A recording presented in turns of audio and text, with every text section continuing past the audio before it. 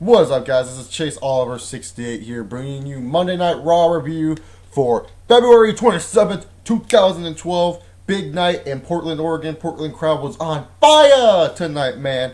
And we got ourselves a huge show. The Rock coming back, all this other stuff. Let's get started. So, it was announced that, we're going to do a Champions versus Champions match again, because it wasn't fair what happened on Tuesday Night Super SmackDown when Punk and Daniel Bryan pinned each other. And for some other reason, Teddy Long supporting CM Punk, even though he's the Raw champion, and John Laurinaitis is supporting the SmackDown champion. And I get that Daniel Bryan's a heel, Punk is a face, huh?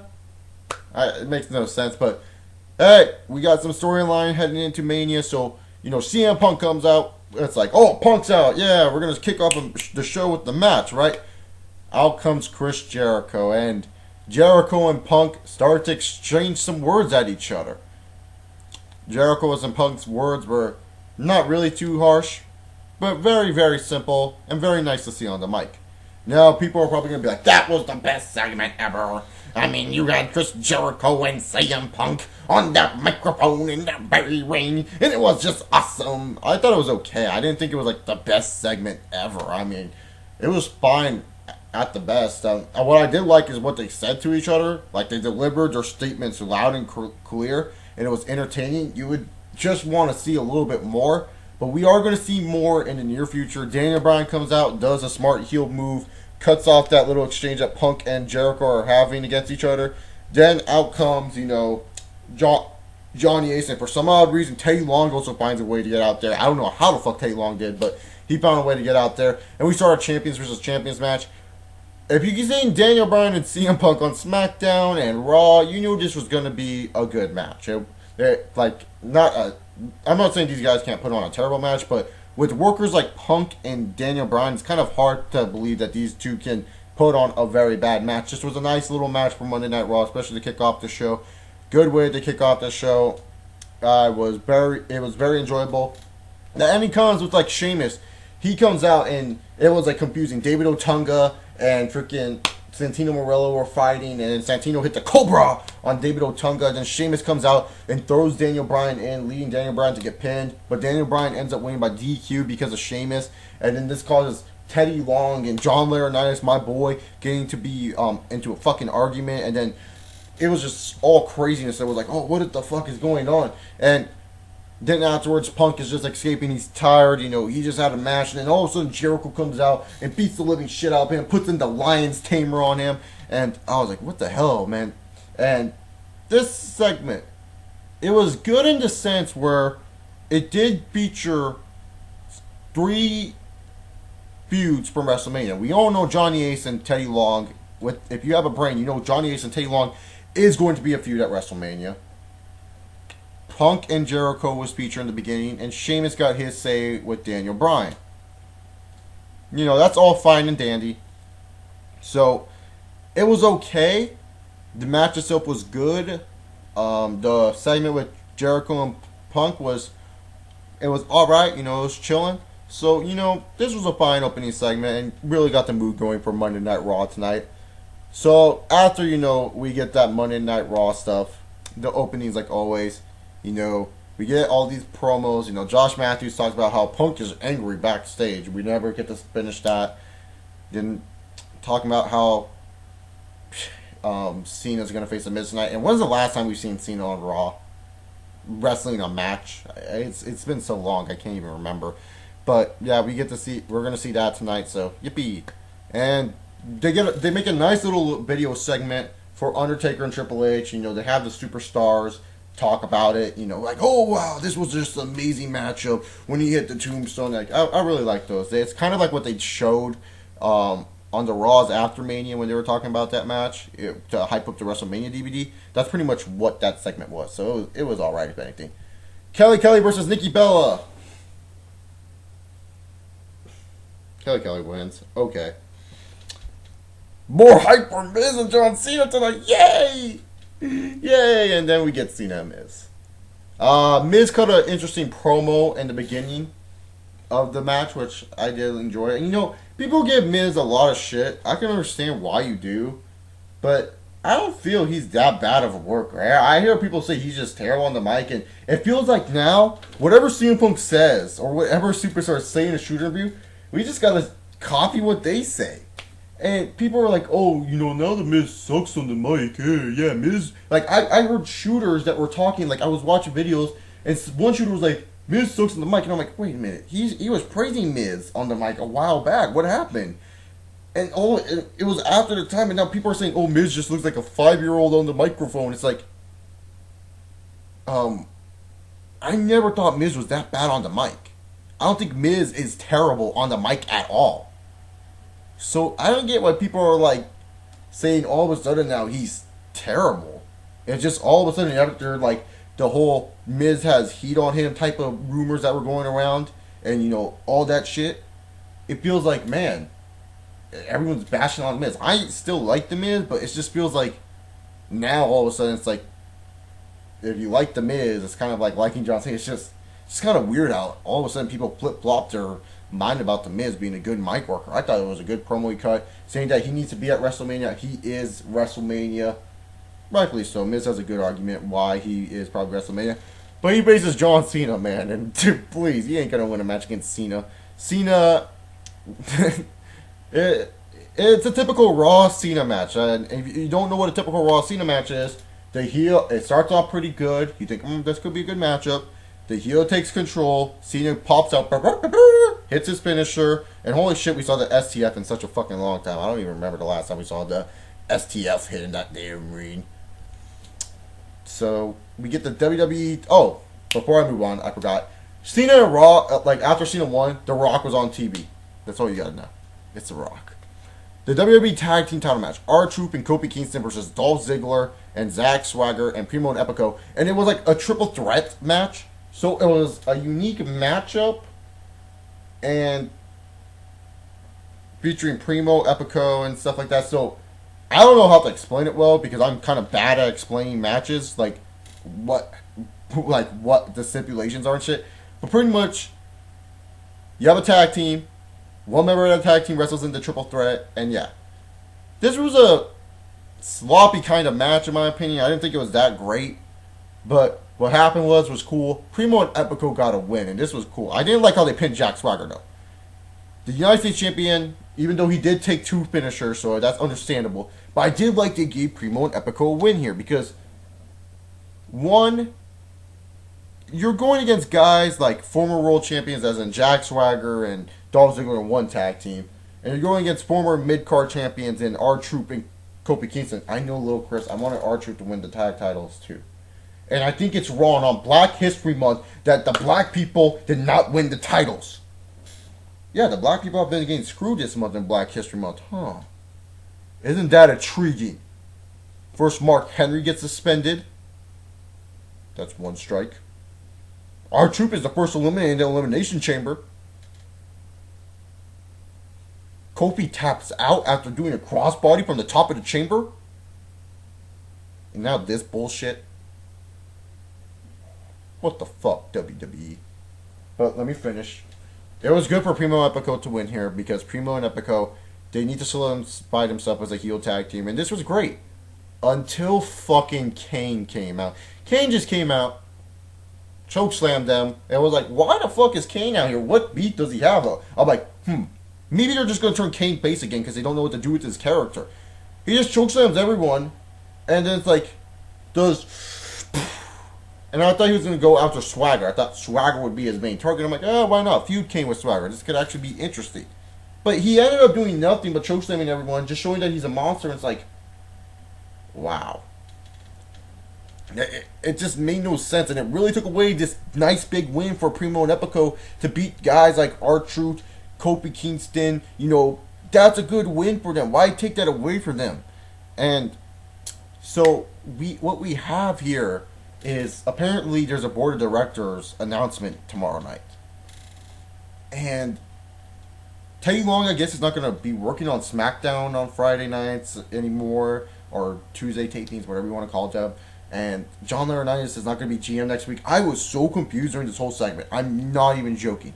If anyone can refresh me of what happened during the segment, because all they were doing was insulting each other. Johnny Ace was screaming. Teddy Long was screaming. They said that you guys are not working on that show anymore. The board of directors are going to announce something tomorrow. And I'm like, dude, I do not know what the fuck is going on. I just heard screaming. My head was hurting. And I was like, man, fuck this. So we get the SmackDown tag match, which honestly will be on SmackDown 2 weeks probably before Mania. And Mark Henry and Cody Rhodes versus Sheamus and Big Show. That's announced. And now we're moving on to Eve Torres.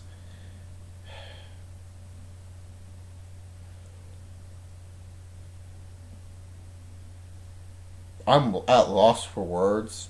I don't know what to say about this segment. It's like, you're just jealous because of my body. You just jealous because you don't have the assets. It's like, and then she goes to the back and Kelly Kelly's like, Eve, what happened? I thought we were friends. And then he's like, she walks away, and then randomly Alicia Fox comes and goes, it's like, what the fuck? At least they're doing something with the Divas division, and where the fuck is Beth Phoenix? God damn it. Now, time for that SmackDown tag team match that will air on SmackDown. Probably 2 weeks before Mania, let's be real here. And Cody Rhodes. I love what they're doing with the Cody Rhodes character with the Big Show thing. And I think this whole Shaquille O'Neal not wrestling at WrestleMania is a big fat fucking work. It is a big fat fucking work. And I'm going to actually talk about this a little bit in depth. And sorry if I am, but I really want to defend Shaq in this case, defend Big Show in this case, defend Cody Rhodes in this case, and talk about something. Now, you guys do not know, this tag match on Smack that happened, it was shitty. Sheamus defeated Mark Henry. Cody Rhodes did jack shit. Big Show speared Mark Henry. Sheamus won, whatever. It was okay. Now let's get on to what could be possibly a WrestleMania match. Now, the thing is this.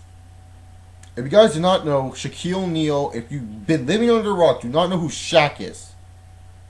That's kind of sad. But Shaq is a basketball player. He's a legend.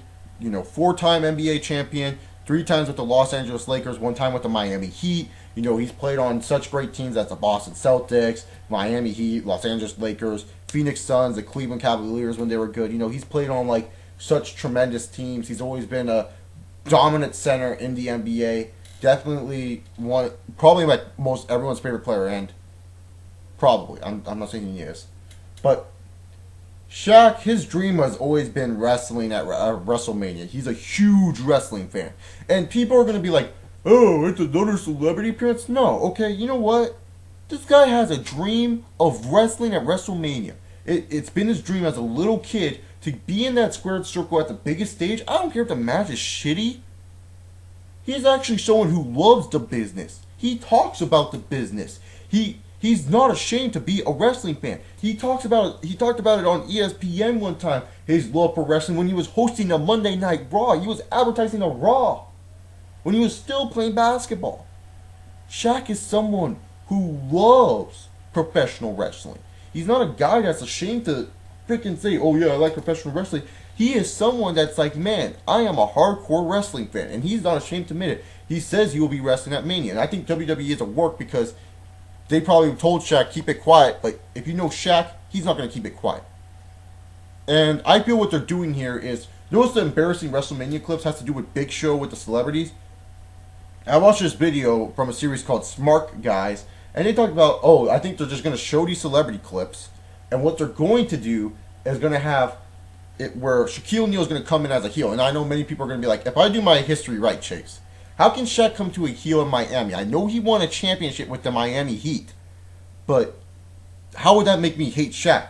You guys do not do more research. Shaq was talking shit about D. Wade when he left Miami, saying D. Wade is a selfish prick and all this other bullshit. And he said he was going to win LeBron James a ring. I'm here to get a king for a ring. And oh my god, that was just the stupidest thing I've ever heard Shaq say. But so Shaq can get heat. And everyone's like, well, this is not good for Cody Rhodes. You put Cody Rhodes with Shaquille O'Neal You put Shaq as the main wrestler, Cody Rhodes as his manager to help embarrass the Big Show more. You have Big Show and Shaq at Mania. Do whatever you want, and then you break onto a feud with Cody Rhodes and Big Show, and that continues onward. I don't see how that is bad for Cody Rhodes whatsoever. You've noticed ever since Cody Rhodes feuded with Rey Mysterio, he's been feuding with former world champions. Rey Mysterio was his first feud against a former world champion. He won the IC title, then afterwards defended it a couple times. I wish he defended it more, but then he feuded with Randy Orton. Now he's in. Then he actually had a little, and now he's in a feud with the Big Show. He's had a little feud with Booker T, who's a former world champion. Big Show's a former world champion. How is this bad for Cody Rhodes? Yeah, sure, it's not the best in-ring matches. Oh no, it's all about the in-ring skills. It's not.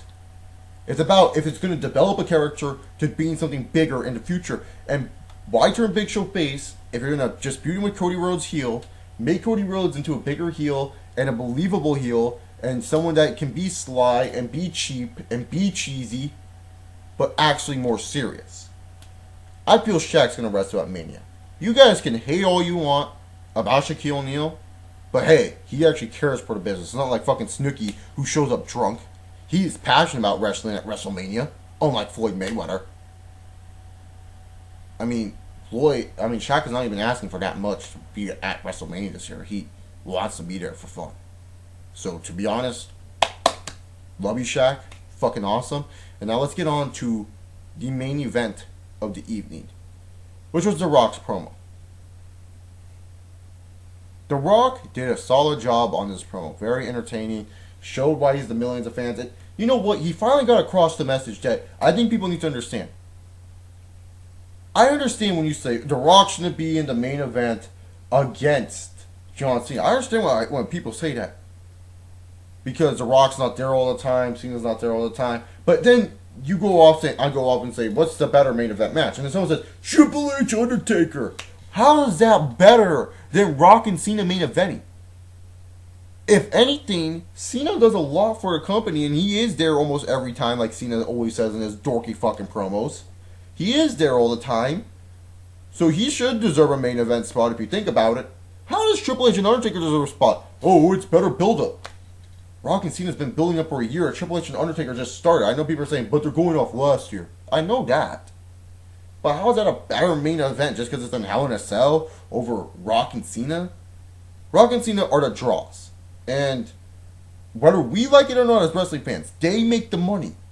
You really think that people were all busting up for when Undertaker really returned on 2/21/11? It was obvious.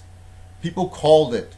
Hell, when Off the Rope Show first came on YouTube, they literally said, they said this like in fucking December. I remember. They were like, 2/21/11 is going to be Undertaker, and then Tony said, out comes Triple H. And Jeff is like, I can see that.